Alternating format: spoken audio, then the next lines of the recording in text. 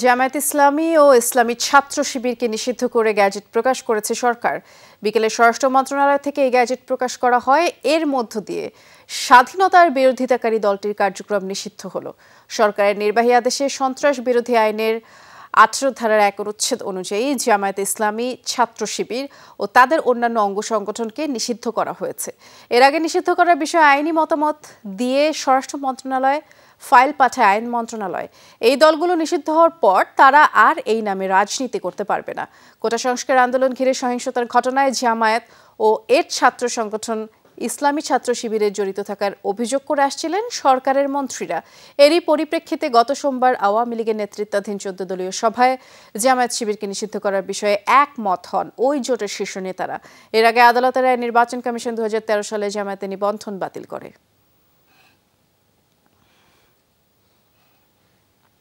আমরা মুক্তিযুদ্ধ করে দেশ স্বাধীন করছি না, ওদের বিরুদ্ধে তো আমরা সেই 71 থেকে যুদ্ধ করতেছি। কাজেই এইগুলো আমাদের সক্ষমতা অনেক আছে।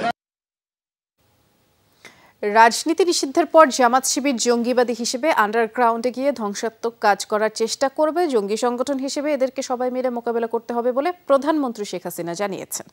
সকালে কৃষক লীগ আয়োজিত শোক দিবসের আলোচনায় প্রধানমন্ত্রী শেখ হাসিনা জানিয়েছেন, সন্ত্রাস বিরোধী আইন অনুযায়ী নিষিদ্ধ করা হয়েছে জামায়াত শিবিরকে। বলেছেন, কোটা আন্দোলনে 200-র বেশি মানুষের প্রাণহানি হয়েছে। শতভাগ দাবি মেনে নেওয়ার পরও আন্দোলন কার স্বার্থে চালানো হচ্ছে সেই প্রশ্ন রাখেন শেখ হাসিনা। শুরু হলো শোকের মাস। আগস্টের প্রথম দিনে 15 আগস্ট নিহতদের স্মরণে কৃষিবিদ ইনস্টিটিউশনে আলোচনা সভার আয়োজন করে কৃষক লীগ। যোগ দেন প্রধানমন্ত্রী শেখ হাসিনা। বঙ্গবন্ধু কন্যার বক্তব্যে উঠে আসে পরিবার হারানোর বেদনা। দেশবিরোধী চক্রান্তের অংশ হিসেবেই 15 আগস্টের হত্যাকাণ্ড বলে উল্লেখ করেন শেখ হাসিনা। সরকার গঠন করার একটাই লক্ষ্য ছিল বাংলাদেশের মানুষের ভাগ্য পরিবর্তন করা এবং সেই সাথে জাতির পিতার হত্যার বিচার করে সেই বিচারহীনতার যে একটা পরিবেশ সৃষ্টি করা হয়েছিল, অন্যায়কে প্রশ্রয় দেওয়া হয়েছিল, সংবিধান লঙ্ঘন করা হয়েছিল, আবার সেই আইনের শাসন ফিরিয়ে আনা। আমরা জাতির পিতার হত্যাকারী যারা তাদের বিচার করেছি। সাম্প্রতিক সহিংস পরিস্থিতি নিয়েও কথা বলেন সরকার প্রধান। আদালতের রায়ের পরও আন্দোলনের যৌক্তিকতা নিয়ে প্রশ্ন তোলেন প্রধানমন্ত্রী। প্রায় 200-র উপর মানুষ মারা গেল, স্থাপনাগুলি ভেঙেছিল, ঠিক আছে, মানুষের হয়তো সাময়িক কষ্ট হচ্ছে। আগে যেখানে এত আরামে চলতে পারতো হয়তো সেটা করতে পারছে না। সেগুলি তো এক সময় আবার সময় লাগবে, কিন্তু এক সময় সেগুলি ঘুরে তোলা যাবে। কিন্তু যে জীবনগুলি ঝরে গেল, ছোট্ট ছোট শিশুরা গুলিবদ্ধ, এই গুলিগুলি কিভাবে লাগলো? ঠিক মানুষের সেবা দেওয়ার জন্য যে কাজগুলি, সেই জায়গাগুলিতেই কিন্তু আঘাতটা হানা হয়েছে। যেখানে দাবি শতভাগ মেনে নেওয়া হয়ে গেছে, সেখানে এই আন্দোলন চালিয়ে যাওয়ার কি যৌক্তিকতা আছে? কার স্বার্থে? কেন? আন্দোলনের নামে মানুষের উপকার হয় এমন স্থাপনা ধ্বংস করা হয়েছে বলে জানান প্রধানমন্ত্রী। প্রতিটি মৃত্যুর সুষ্ঠু তদন্তের আশ্বাসও দেন তিনি। আমি চাই প্রত্যেকটা জিনিসের তদন্ত হোক, কারা এর পিছনে কিভাবে কি ঘটনা ঘটেছে, এবং সেই জন্য আন্তর্জাতিকভাবে জাতিসংঘকে আমি আবেদন করেছি যে তারা তাদের বিশেষজ্ঞ পাঠাক। অন্য কোনো দেশ যদি চায় তারা বিশেষজ্ঞ পাঠাক, কারণ আমি চাই এই ঘটনাগুলির সুষ্ঠু তদন্ত, সে যেই দায়ী থাক তার বিরুদ্ধে ব্যবস্থা নিতে হবে। সাম্প্রতিক আন্দোলনের জঙ্গিবাদীরা জড়িত বলে জানান সরকার প্রধান। তার বক্তব্যে উঠে আসে জামাত শিবিরের কার্যক্রম নিষিদ্ধের বিষয়টি। ওই জামাত ইসলামী এবং শিবির যারা একেবারে অস্ত্র শস্ত্র ট্রেনিং দিয়ে তারা নামে, তাদেরকে আমরা এখান থেকে ব্যান করে দেওয়া হবে। সন্ত্রাস বিরোধী যে আইন 2009, সেই আইনের 18 ধারা অনুযায়ী এদেরকে ব্যান করে দেওয়া, কারণ এদের জন্য সামাজিক এর জন্য মর্যাদা না থাকে। হ্যাঁ, এরা তো জঙ্গিবাদী হিসেবে আন্ডারগ্রাউন্ডে যে আবার ধ্বংস করার চেষ্টা করবে, কিন্তু সেখানে ওই জঙ্গি সংগঠন হিসেবে এদেরকে মোকাবেলা করা এবং মানুষকে রক্ষা করার চেষ্টা সকলকে মিলে করতে হবে। আলোচনা সভা শেষে 15 আগস্ট নিহত শহীদদের স্মরণে দোয়া ও মোনাজাতে অংশ নেন প্রধানমন্ত্রী সহ উপস্থিত সবাই। পরে প্রধানমন্ত্রী উদ্বোধন করেন রক্তদান কর্মসূচির। তৌহিদ মিথুন, যমুনা নিউজ, ঢাকা। বৈষম্য বিরোধী ছাত্র আন্দোলনের 6 সমন্বয়কারীকে গোয়েন্দা কার্যালয় থেকে ছেড়ে দেওয়া হয়েছে। গণমাধ্যমকে কথা জানিয়েছেন সমন্বয়ক নাহিদের বাবা বদরুল ইসলাম। তিনি বললেন, ভোর 6টায় সবার পরিবারকে কল করে ডিবি অফিসে যেতে বলা হয়। দুপুর 1:30টায় ডিবি তাদের নিজস্ব পরিবহন ব্যবস্থায় সবার বাসায় পৌঁছে দেয়। সচিবালয় বিষয়টি নিশ্চিত করেছেন আইনমন্ত্রী আনিসুল হক। তিনি জানিয়েছেন, কোটা সংস্কার আন্দোলনের 6 সমন্বয়কারী ইচ্ছে প্রকাশ করেন যে বাসায় ফিরে যাওয়ার, তাদের ইচ্ছে অনুযায়ী তাদেরকে যেতে দেওয়া হয়েছে। সমন্বয়কদের মধ্যে নাহিদ ইসলাম, আসিফ মাহমুদ এবং আবু বাকেরকে শুক্রবার বিকেলে নেওয়া হয়। পরের দিন নেওয়া হয় সাজিশ আলম, হাসনাত আবদুল্লাহকে। আর রোববার ভোরে নেওয়া হয় নুসরাত তাবাসসুমকে। ডিবি হেফাজত থেকে সমন্বয়কদের একটি ভিডিও বার্তা পাঠানো হয়। বলা হয় যে মূল দাবি মেনে নেয় তারা আন্দোলন কর্মসূচি প্রত্যাহার করেছিল। অন্যদিকে তাদের মুক্তি এবং আন্দোলনে গুলি না করার নির্দেশনা চেয়ে হাইকোর্টের রিট করা হয়, যা 2 দিন শুনানির পর একজন বিচারক অসুস্থ থাকায় গতকাল ও আজ আর শুনানি হয়নি। আজকে তারাও যখন বলছে যে তাদের নিরাপত্তার আর প্রয়োজন নাই, তো তাদেরকে আমরা ইয়ের থেকে তারা চলে যাওয়ার ইচ্ছা যখন প্রকাশ করে তারা চলে যাওয়ার ও আমরা চলে যেতে কোনো বাধা দিইনি এবং তারা চলে গেছে। ছাত্র আন্দোলনে গুলি হামলার প্রতিবাদে ঢাকা বিশ্ববিদ্যালয়ের সমাবেশ ও মিছিল করেছেন শিক্ষার্থীরা। অভিযোগ করা হয়, যারা গুলি করেছে তাদের বিচার না করে বাসা আর রাস্তা থেকে আটক করা হচ্ছে শিক্ষার্থীদের। শিক্ষকরা বলেছেন, নিষ্পাপ মানুষের উপর গুলি ও হত্যার বিচার না করতে পারলে কারো ক্ষমতায় থাকার অধিকার নেই। সমাবেশ শেষে একটি মিছিল বের হয়। কলা ভবন, ভিসি চত্বর, টিএসসি, শহীদ মিনার প্রদক্ষিণ করে এই কর্মসূচি শেষ হয়। ছাত্র এবং শিক্ষকদের উপর নিপীড়ন চলছে। দেশটা চালানো হচ্ছে একটা ব্রিটিশ আমলের মতো ডিভাইড অ্যান্ড রুল। প্রতিবাদ করলেই ট্যাগ লাগিয়ে দেওয়া হয়। এই ট্যাগানো বন্ধ করতে হবে। এখন হত্যার জন্য মায়া কান্না কাঁদছেন। কেন মায়া কান্না কাঁদছেন বললাম, কারণ আজকে এই পত্রিকাতে দেখবেন যে আমাদের যে ছাত্ররা, শিশুরা, জনতা, তারা নাকি মারা গেছে সন্ত্রাসীদের গুলিতে। পুলিশ যা এজাহার করেছে সব জায়গায় বলা হয়েছে সন্ত্রাসীদের গুলিতে মারা গেছে। আমরা চোখের সামনে দেখলাম পুলিশের ইউনিফর্ম পরে গুলি করা হচ্ছে। দেখা মাত্র গুলির নির্দেশনা সরকার দেয়নি। আন্দোলনের ভেতরে ছদ্মবেশে অনুপ্রবেশ করে পরিকল্পিতভাবে শিশুসহ নিরপরাধ মানুষকে গুলি করেছে জঙ্গি গোষ্ঠী। ধানমন্ডি কার্যালয় সংবাদ সম্মেলনে সরকারের কাছে এমন তথ্য থাকার কথা জানিয়েছে আওয়ামী লীগ সাধারণ সম্পাদক ওবায়দুল কাদের। বলেছেন, সব হত্যার তদন্ত হবে, নিরপরাধ কেউ যেন হয়রানির শিকার না হয় সেজন্য আইন শৃঙ্খলা বাহিনীকে দায়িত্বশীলতার সাথে কাজ করার নির্দেশনা দেওয়ার কথা জানান ওবায়দুল কাদের। বলেছেন, জঙ্গি গোষ্ঠীর লক্ষ্য ছিল গণভবন, কিন্তু শুধু এই জন্য কারফিউ জারি হয়নি। এটা নিয়ে বিভ্রান্তি তৈরি হয়েছে। বাইরে তাকাতে গিয়ে গুলিবিদ্ধ শিশু, গুলিটা কোথায়? মাথায়। তদন্ত কমিটি তদন্ত করা অবস্থায় আমরা তাদের প্রভাবিত করতে পারি না। দেখা মাত্র গুলি নির্দেশের বিষয়ে ভুল বার্তা দেওয়া হচ্ছে। সেনাবাহিনী নিয়োগ, কারফিউ জারি, এরপর সেনাবাহিনী কোথাও একটা গুলি ছুড়েছে, সে ধরনের কোনো খবর আমাদের জানা নেই। এদিকে তথ্য প্রতিমন্ত্রী মোহাম্মদ এ আরাফাত বলেছেন, টাইম মেশিন দিয়ে অতীতে যেতে পারলে প্রতিটি মৃত্যুই ঠেকিয়ে দিতেন। বলেছেন, সব মৃত্যুর ঘটনা তদন্ত ও বিচার হবে। দুপুরে সচিবালয়ের সমসাময়িক ইস্যুতে প্রতিমন্ত্রী বলেন, মৃত্যু ও সহিংসতার ঘটনায় তারাও ক্ষতিগ্রস্ত। তৃতীয় পক্ষ এই সহিংসতা ঘটিয়েছে, যাদেরকে বিচারের মুখোমুখি করা হবে।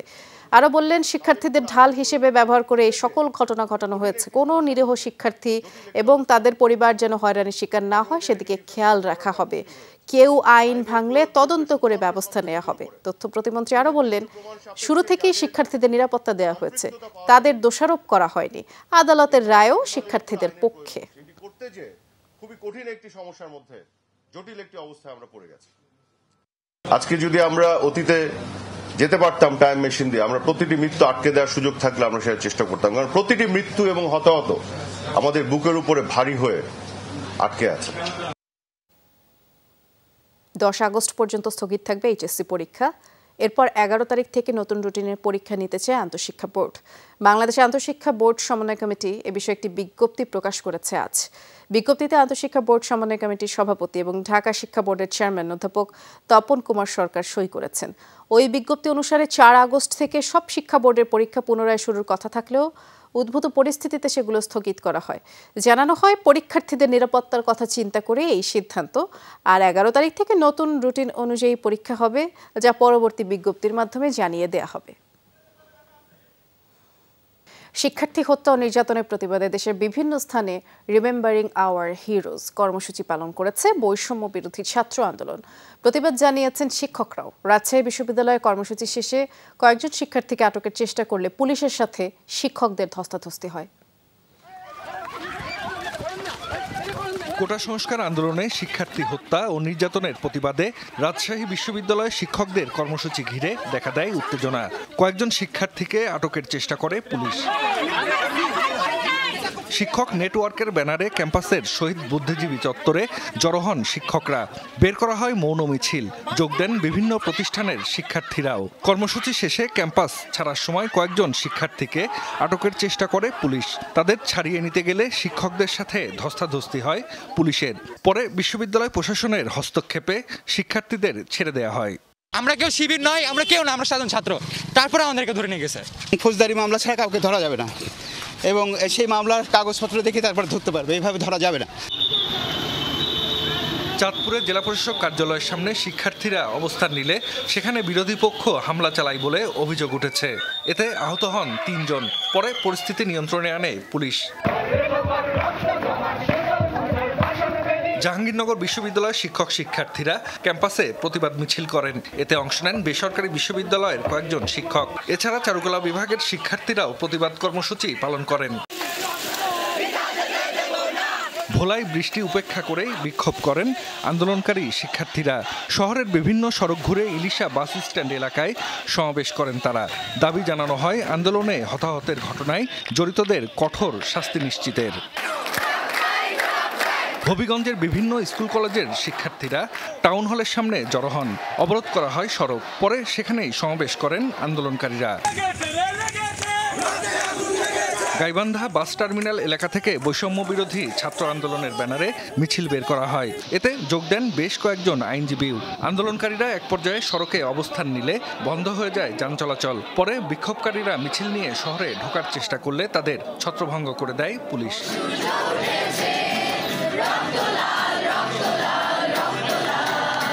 বগুড়ায় রিমেম্বারিং আওয়ার হিরোজ কর্মসূচিতে অংশ নেন বিভিন্ন স্কুল ও কলেজের বর্তমান এবং সাবেক শিক্ষার্থীরা। গানে গানে স্মরণ করেন আন্দোলনে নিহতদের। এছাড়া আন্দোলন নিয়ে বিভিন্ন স্থানে দেয়াল লিখন ও গ্রাফিতি আঁকা হয়। আজকে তো আমরা কোনো অন্যায় দাবি নিয়ে এখানে আসিনি। আমরা চেয়েছি আমাদের অধিকার। এই অধিকার শুধুমাত্র আমাদের না, পুরো বাংলাদেশের। টাঙ্গাইল ও পঞ্চগড়ে দেয়ালে দেয়ালে নানা স্লোগান লিখে প্রতিবাদ জানিয়েছেন আন্দোলনকারী শিক্ষার্থীরা। জাহিদ হাসান, যমুনা নিউজ। এদিকে আন্দোলনরত শিক্ষার্থীদের 9 দফা দাবির সাথে সংহতি প্রকাশ করেছে দৃশ্য মাধ্যম শিল্পী সমাজ। সকালে মানিক মিয়া এভিনিউয়ে জাতীয় সংসদ ভবনের সামনে সমবেত হবার কথা ছিল তাদের, কিন্তু পুলিশি বাধার কারণে ফার্মগেটে আনন্দ সিনেমা হলের সামনে চলচ্চিত্র, আলোকচিত্র, থিয়েটার, গণমাধ্যম সহ দৃশ্য মাধ্যমের নানা শাখার কর্মীরা অবস্থান নেন। কোটা সংস্কার আন্দোলনকে কেন্দ্র করে দেশে হত্যা, সহিংসতা, গণগ্রেপ্তার, হয়রানির প্রতিবাদ তারা জানিয়েছেন। আটক শিক্ষার্থীদের মুক্তির পাশাপাশি দাবি জানান দেশের প্রতিটি নাগরিকের সাংবিধানিক অধিকার রক্ষার।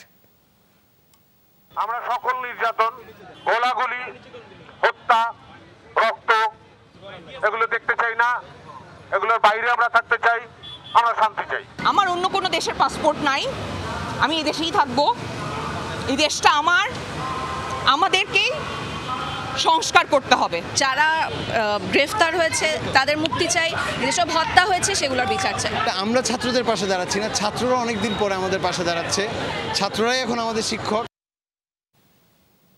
আরেকদিকে সকল সহিংসতার বিরুদ্ধে আমরা, এই শিরোনামে বিটিভিতে প্রতিবাদী প্ল্যাকার্ড হাতে দাঁড়িয়েছিলেন অভিনয় শিল্পীরা। সংস্কৃতির অস্তিত্বের জায়গা বিটিভিতে হামলার প্রতিবাদ জানান তারা। শিল্পীদের সাথে ছিলেন সংস্কৃতি প্রতিমন্ত্রী নাহিদ ইজহার খান। তিনি বলেছেন, অভিভাবকদের প্রতি আহ্বান জানায় নিজ সন্তানদের ঘরে ফিরিয়ে নেন, কারণ স্বাধীনতা বিরোধী শক্তিরা তাদেরকে ঢাল হিসেবে ব্যবহার করছে।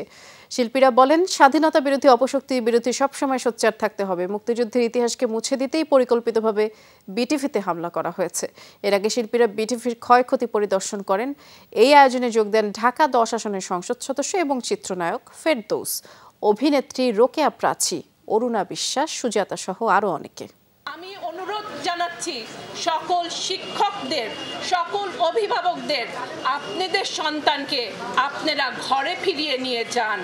আপনাদের সন্তানকে তারা ব্যবহার করছে এই রাষ্ট্রদ্রোহী এই আন্দোলনকারীরা। যতগুলি স্থাপনাতে অগ্নিসংযোগ করা হয়েছে, আপনারা যদি দেখেন, এই বাচ্চারা যদি দেখে, ছাত্ররা যদি দেখে, তারা বুঝতে পারবে এটা সুপরিকল্পিতভাবে করা হয়েছে। ইসরায়েলে হামলার নির্দেশ দিয়েছেন ইরানের সর্বোচ্চ ধর্মীয় নেতা আয়াতুল্লাহ খামেনি। হামাস প্রধান ইসমাইল হানিয়া হত্যাকাণ্ডের পাল্টা জবাব দিতে এই নির্দেশনা দেন তিনি। ইরানের সর্বোচ্চ নিরাপত্তা কাউন্সিলের বৈঠকে এই নির্দেশ দেন খামেনি। সর্বোচ্চ ধর্মীয় নেতা ক্ষোভ জানিয়ে বলেন, ইরানে অবস্থানকালে ইসমাইল হানিয়ার উপরে হামলা চালানো হয়, তাই ইসরায়েলে পাল্টা অভিযান চালানোটা তেহরানের দায়িত্বের মধ্যে পড়ে। আন্তর্জাতিক বিভিন্ন গণমাধ্যম জানায়, যে কোনো সময় ইসরায়েলি ভূখণ্ডে ইরান হামলা চালাতে পারে। এদিকে হামাস নেতা ইসমাইল হানিয়ার মৃত্যুতে গাজায় যুদ্ধবিরতির আলোচনায় কোনো পরিবর্তন হবে না বলে যুক্তরাষ্ট্রের পররাষ্ট্র মন্ত্রণালয় জানিয়েছে। বুধবার ওয়াশিংটনের প্রেস ব্রিফিংয়ে কথা জানান মুখপাত্র বেদান্ত পটেল। জানিয়েছেন, হানিয়া নিহত হলেও আলোচনার মাধ্যমে গাজার যুদ্ধ বন্ধ করা সম্ভব। যুদ্ধবিরতি কার্যকরের জন্য যুক্তরাষ্ট্রের সর্বাত্মক সহযোগিতা থাকবে। এদিকে ইসরায়েলকে পাল্টা জবাব দিতে ইরানের হুমকির বিষয়ে প্যাটেল বলেছেন, যুক্তরাষ্ট্রের বিষয়ে কোনো ধারণা নেই, তবে তাদের প্রাধান্যের জায়গায় গুরুত্ব পাবে গাজায় যুদ্ধবিরতির বিষয়টি। প্রায় 2 সপ্তাহ বন্ধ থাকার পর আজ থেকে সীমিত পরিসরে এবং স্বল্প দূরত্বে ট্রেন চলাচল শুরু করেছে। রেলওয়ে জানিয়েছে, ঢাকা নারায়ণগঞ্জ, ঢাকা গাজীপুর, ঢাকা টাঙ্গাইল পথের কমিউটার ট্রেনগুলো বেশি চলাচল করবে। পূর্বাঞ্চল রেলের তেলবাহী ওয়াগন ছাড়াও চট্টগ্রাম থেকে দোহাজারী এবং অন্যান্য রুটেও কয়েকটি ট্রেন চলছে। পশ্চিমাঞ্চলেও চলাচল শুরু হয়েছে এবং রাজশাহী থেকে চাঁপাইনবাবগঞ্জ, লালমনিরহাট থেকে বুড়িমারি পর্যন্ত কমিউটার ট্রেন চলছে। সকাল 6:30টার দিকে রাজবাড়ী টু ভাঙাগামী ট্রেনের মাধ্যমেই জেলায় আজকের যাত্রা শুরু হয়। 7:45টায় গোয়ালন্দঘাটের উদ্দেশ্যে শাটল ট্রেন ছেড়ে যায়। সকাল 10:30টায় ভাটিয়াপাড়া এক্সপ্রেস ট্রেনটি রাজবাড়ী থেকে ভাটিয়াপাড়ায় ছেড়ে গেছে এবং প্রতিটি ট্রেনে যাত্রী তুলনামূলক কম। রাজবাড়ী থেকে আজকে 3টি ট্রেন, রাজবাড়ী এক্সপ্রেস, ভাটিয়াপাড়া এক্সপ্রেস এবং লোকাল যে শাটল ট্রেনটি আছে এটি চলাচল শুরু হয়েছে এবং আশা করি খুব দ্রুতই রেল তার পূর্বের অবস্থায় ফিরে আসবে। কোটা সংস্কার আন্দোলনকে ঘিরে সাম্প্রতিক সহিংসতায় ব্যাপকভাবে ক্ষতিগ্রস্ত metro rail Mirpur 10 station, Banani সেতু ভবন এবং বিআরটিএ ভবন, এগুলো পরিদর্শন করেছে সড়ক পরিবহন ও সেতু মন্ত্রণালয় সম্পর্কিত স্থায়ী কমিটি। দুপুরে কমিটির সভাপতি রেজওয়ান আহমেদ তৌফিক, সদস্য মোহাম্মদ মুজিবুল হক এবং আবদুল্লাহ আল কায়সার এসব স্থাপনা পরিদর্শন করেন। রেজওয়ান আহমেদ তৌফিক বলেছেন, জনগণের কল্যাণে মেট্রো রেলের মতো উন্নয়ন প্রকল্পগুলো সরকার গ্রহণ করেছে, কিন্তু নাগরিকের দুর্দশা সৃষ্টির জন্য পরিকল্পিতভাবে একটি গোষ্ঠী মেট্রো রেল, সেতু ভবন এবং বিআরটি অফিসে হামলা করে। কমিটি ধ্বংসের ক্ষয়ক্ষতি নিরূপণ করেই দ্রুত মেট্রো রেল কীভাবে পুনরায় চালু করা যায় সে বিষয়ে মন্ত্রণালয়ের সাথে আলোচনা করবে।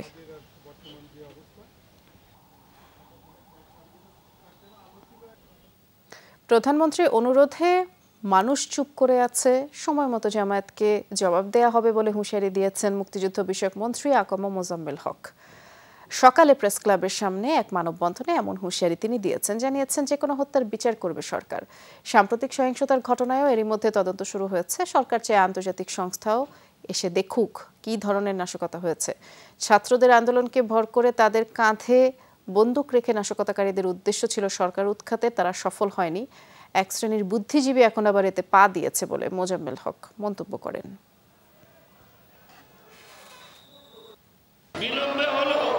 সরকার মানুষের গণমানুষের মুক্তিকামী মানুষের স্বাধীনতার সপক্ষের লোকের এই দাবি মেনে মাননীয় প্রধানমন্ত্রীর অনুরোধে মানুষ শান্ত আছে, আমরা শান্ত আছি। তাদেরকে অনুরোধ করব যে আপনারা আইনের আওতায় আসুন। আইনের শাসন দেশে আছে, আইনের শাসন থাকবে বলে যে কোনো অন্যায়, যে কোনো হত্যার বিচার সরকার ও ক্ষমতাসীন দল আওয়ামী লীগের দায়িত্বহীনতার কারণেই কোটা সংস্কার আন্দোলনে এত মানুষের প্রাণহানি এবং হতাহতের ঘটনা ঘটেছে, এমন মন্তব্য করেছেন শিক্ষক, সাংবাদিক সহ বিভিন্ন শ্রেণী পেশার প্রতিনিধিরা। দুপুরে ঢাকা রিপোর্টার্স ইউনিটিতে আন্দোলনকারীদের সাথে সংহতি জানিয়ে আলোচনা সভা করেন তারা। সাম্প্রতিক সংঘাত সহিংসতাকে অভিহিত করেন গণহত্যা হিসেবে। জাতিসংঘের তত্ত্বাবধানে তদন্ত করে বিচারের দাবি তারা জানান। বলেছেন, কোটা সংস্কার ঘিরে রাজপথে নেমেছে সাধারণ মানুষ, তাই গণ অভ্যুত্থানে পরিণত হয়েছে শিক্ষার্থীদের আন্দোলন। 16, 17, 18, 19, 20 তারিখে যেটা হয়েছে এটাই গণ অভ্যুত্থান। গণ অভ্যুত্থানের প্রথম পর্যায়ে এটা, এবং আপনার গণ অভ্যুত্থানের চূড়ান্ত পর্যায়ের বেশি দেরি নাই। এই তদন্ত কমিটি পুরা জাতি প্রত্যাখ্যান করেছে। এই তদন্ত কমিটির উপর আমাদের কোনো আস্থা নাই। আমরা চাই জাতিসংঘের তত্ত্বাবধানে নিরপেক্ষভাবে তদন্ত হোক এবং প্রতিটি ঘটনার বিচার আন্তর্জাতিক আদালতে হতে হবে। আপনি তো প্রতিদিন অনেক লোককে হত্যা করছেন, নিরীহ মানুষকে ধরে নিয়ে বাণিজ্য করা হচ্ছে। বাণিজ্য, সাধারণ মানুষ কিচ্ছু জানে না, ধরে নিয়ে যাওয়া হচ্ছে, বলতেছে টাকা দেন তারপর ছাড়ে। শিক্ষার্থীদের দাবির সাথে একাত্মতা প্রকাশ করে মানববন্ধন করেছে আমেরিকান ইন্টারন্যাশনাল ইউনিভার্সিটি বাংলাদেশ AIUBর শিক্ষকরা। বিকেলে আগা খান একাডেমি 300 ফিটের রাস্তা সংলগ্ন এলাকায় এই মানববন্ধন করেন তারা। বলেন, ইতিহাসে এ পর্যন্ত শিক্ষার্থীরা কখনো অন্যায় দাবি নিয়ে মাঠে নামেনি, এবারও ন্যায্য দাবির জন্যই মাঠে নেমেছে, অথচ তাদের উপরে নির্যাতন চালানো হচ্ছে। প্রতিটি মৃত্যুর বিচারের পাশাপাশি অবিলম্বে বন্দী ও আটক শিক্ষার্থীদের মুক্তির দাবি তারা জানিয়েছেন।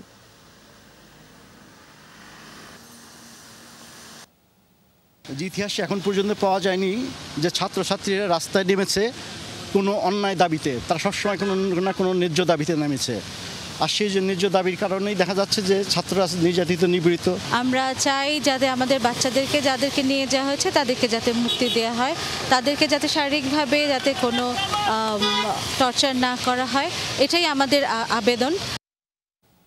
প্রথমবারের মতো ঢাকা টু জেদ্দা সরাসরি ফ্লাইট চালু করলো বেসরকারি বিমান সংস্থা US বাংলা। বিকেলে রাজধানীর একটি হোটেলে উদ্বোধন করেন বেসামরিক বিমান পরিবহন ও পর্যটন মন্ত্রী অবসরপ্রাপ্ত lieutenant colonel Mohammad Faruk Khan. US Bangla কর্তৃপক্ষ জানায়, সপ্তাহে প্রতিদিন 436 আসনে এয়ারবাস দিয়ে সরাসরি ঢাকা থেকে জেদ্দায় ফ্লাইট পরিচালনা করা হবে। ঢাকা থেকে জেদ্দার ওয়ান ওয়ে ভাড়া 53,189 টাকা, রিটার্ন ভাড়া 90,718 টাকা। এছাড়া জেদ্দা থেকে ঢাকার ন্যূনতম ওয়ান ওয়ে ভাড়া 793 সৌদি রিয়াল আর রিটার্ন ভাড়া 1,486 সৌদি রিয়াল। ঢাকা থেকে জেদ্দা 30 কেজি, জেদ্দা থেকে ঢাকায় 50 কেজি পর্যন্ত বিনা খরচে লাগেজ বহন করা যাবে। এই অনুষ্ঠানে US বাংলা এয়ারলাইন্সের ব্যবস্থাপনা পরিচালক মোহাম্মদ আব্দুল্লাহ আল মামুন সহ প্রতিষ্ঠানের ঊর্ধ্বতন কর্মকর্তারা উপস্থিত ছিলেন। হজের সময় ভাড়া কমানোর ব্যাপারে যে বলেছে, আমি ব্যাপারে মাননীয় মন্ত্রীর সঙ্গে আলোচনা করব। সকলকে নিয়ে বসে আমাদের we have to find out the right way so that the industry can move forward, এবং অ্যাট দ্য সেম টাইম আমাদের যাত্রীরা, দেশের মানুষ যাতে সঠিক ভালো সুন্দর সেবা পায়। অসহায় মানুষদের বিনামূল্যে চিকিৎসা সেবা দেওয়ার সুযোগ তৈরিতে সমাজের বিত্তবানদের প্রতি আহ্বান জানিয়েছেন ফরিদপুর 4 আসনের MP মুজিবুর রহমান চৌধুরী নিক্সন। বুধবার রাতে ভাঙা বাজারে CPHD হেলথ কেয়ার হাসপাতাল উদ্বোধন করেন MP নিক্সন। এ সময় হাসপাতালে আধুনিক এবং বিশ্বমানের চিকিৎসা সেবা দিতে সংশ্লিষ্টদের প্রতি আহ্বান জানান।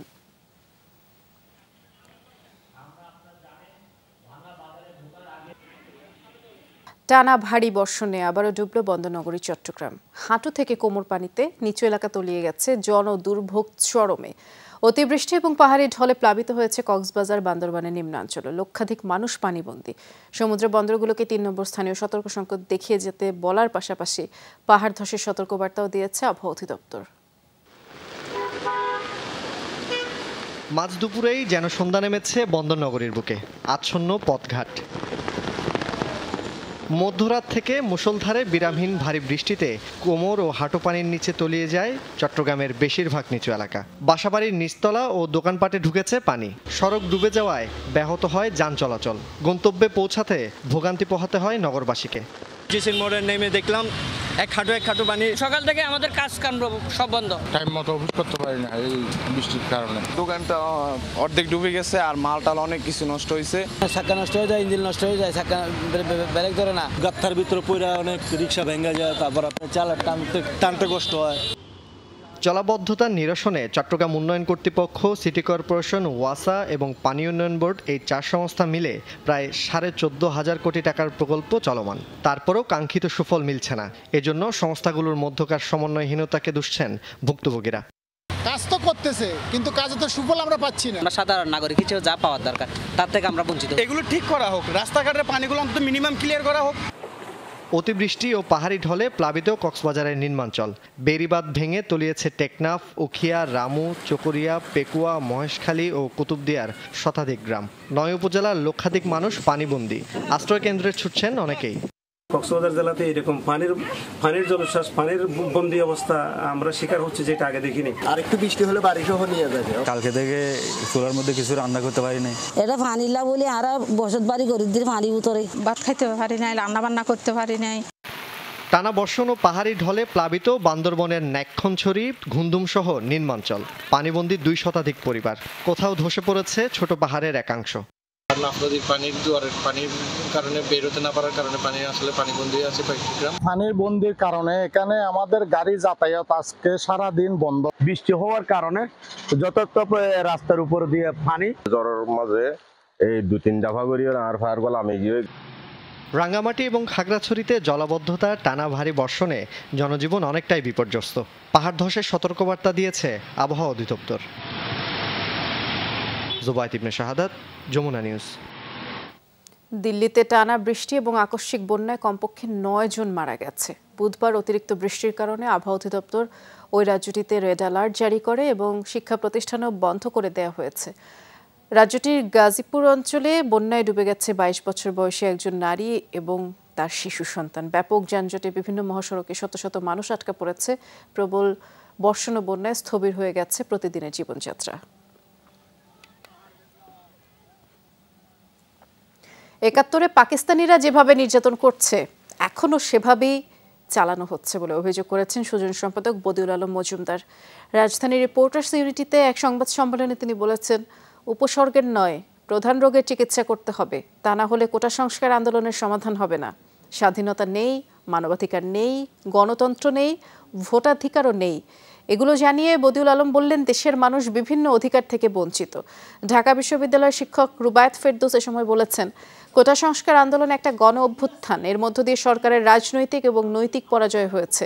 এছাড়া পরিবেশ আন্দোলন কর্মী রিজওয়ানা হাসান বলেছেন, এত মানুষের প্রাণ গেল যা ক্ষমা করার সুযোগ নেই। আমাদের বীর মুক্তিযোদ্ধারা প্রাণ দিয়েছে যে আমাদের ভোটাধিকার, আমাদের অন্যান্য নাগরিক অধিকার প্রতিষ্ঠার জন্য। আজ আমরা এই স্বাধীন দেশের নাগরিক অধিকার থেকে, ভোটাধিকার থেকে বঞ্চিত। এগুলোর আমাদের প্রতিষ্ঠা না হলে কিন্তু তাহলে রোগের উপসর্গের চিকিৎসা হবে, রোগ চিকিৎসা হবে না। 2024-এর গণ অভ্যুত্থানে 69-এর গণ অভ্যুত্থানের চাইতে 4 গুণ মানুষ মারা গেছে। এখানে আমি দেখেছি, এখানে শিশু এসছে, এখানে নারী এসছে, সাংবাদিক, প্রকৌশলী, ডাক্তার, শিক্ষক, হেন পেশার মানুষরা এখানে কিন্তু আন্দোলনে শরিক হয়নি।